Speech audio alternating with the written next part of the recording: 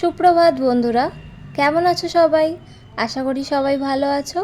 আমি বিদিশা চলে এসেছি নতুন একটা ব্লগ নিয়ে। চলো শুরু করি আজকের দিনটা। আগের দিন ঝড় হয়েছিল আর তার সাথে বৃষ্টি, তাই গাছগুলো তুলে নিয়ে ঘরে রেখে দিয়েছি। এগুলোকে এবার ঘর থেকে নিয়ে যেখানে থাকে সেখানে রেখে দেব। তারপর এখন আমার নতুন কাজ হয়েছে, তোমরা তো দেখেছো যে বাড়িতে আমার নতুন অতিথি এসছে। সেই ছোট ছোট রঙিন মাছগুলোকে খেতে দেব। তারপর ক্লিনিংয়ের কাজ আছে, তো তারপর এই ক্লিনিংয়ের কাজগুলো করে নিয়ে চা খেয়ে তারপর যাব রান্না করতে। আজকের মেনুতে কি কি আছে একটু বলে দিই। আজকের মেনুতে আছে নিরামিষ আমিষ দু রকমেরই রান্না।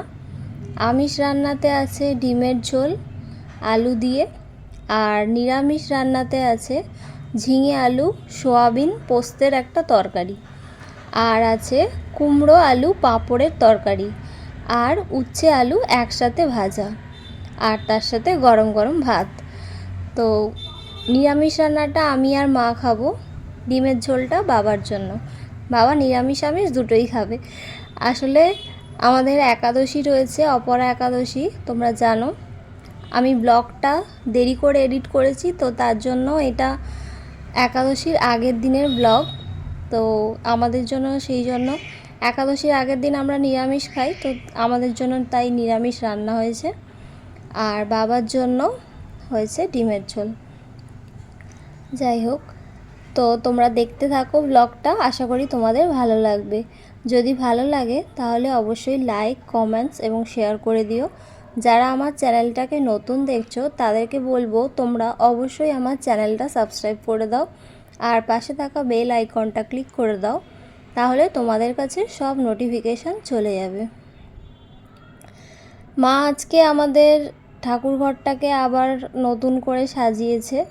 সমস্ত ঠাকুরের কাপড়গুলোকে, মানে যে কাপড়গুলো পাতা হয়, যার ওপর ঠাকুরগুলো থাকে, সেগুলোকেও চেঞ্জ করেছে। তার সাথে আমাদের যে রাধা মাধব আছে এবং অন্য যে ঠাকুরগুলো আছে সেগুলোকে নতুন করে শৃঙ্গার করেছে।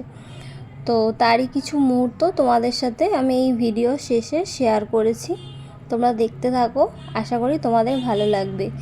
আর আমি শর্টসে অলরেডি শেয়ার করে দিয়েছি রাধা মাধবের নতুন যে সাজ, সেটা আমি শেয়ার করে দিয়েছি। আর এই বড় ভিডিওটা দেরি করে করছি, এডিট করছি, সেই জন্য তোমরা পরে দেখতে পাচ্ছ। তোমরা অলরেডি দেখে নিয়েছো যে অপরা একাদশীতে কেমনভাবে ঠাকুরকে সাজানো হয়েছিল সেটা, তার সাথে একাদশীর পরের দিন মানে আজকে কিভাবে সাজানো হয়েছে। আমার ব্লগটা এডিট করতে দেরি হয়েছে, তো তার জন্য সরি। যাই হোক, তোমরা দেখতে থাকো আমার ব্লগ, আর আমার ব্লগ যদি ভালো লাগে তোমাদের, তোমরা অবশ্যই লাইক কমেন্টস এবং শেয়ার করে দিও।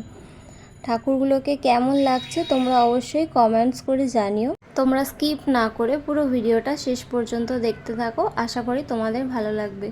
তো সকালের রান্নাতে কি কি হয়েছে তোমাদেরকে বললাম।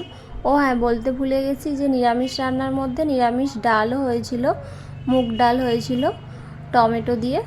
তো ডালটা আমি বলতে ভুলে গেছিলাম। যাই হোক, তরকারিটা একটু বেশি পরিমাণে আমরা করি, যাতে 3 বারই আমাদের হয়ে যায়। যদি না হয় তখন আবার নতুন রান্না করা হয়। আর ভাতটা আমরা আবার যখন রাতে খাই তখন আবার নতুন করে বানাই। সকালে আর দুপুরের মতো ভাত থাকে, তো সকালে দুপুরে ওই তরকারি দিয়ে আমরা খেয়েছি। তারপর রাতে আবার নতুন করে ভাত হয়েছিল, আর যা নিরামিষ তরকারি ছিল তাই দিয়ে খাওয়া হয়েছিল। আর পরের দিন তো মানে ফল আর মিষ্টি খেয়ে থাকতে হবে, কারণ একাদশী ছিল। তো পরের দিন আমরা ফল মিষ্টি এগুলো খেয়েছিলাম।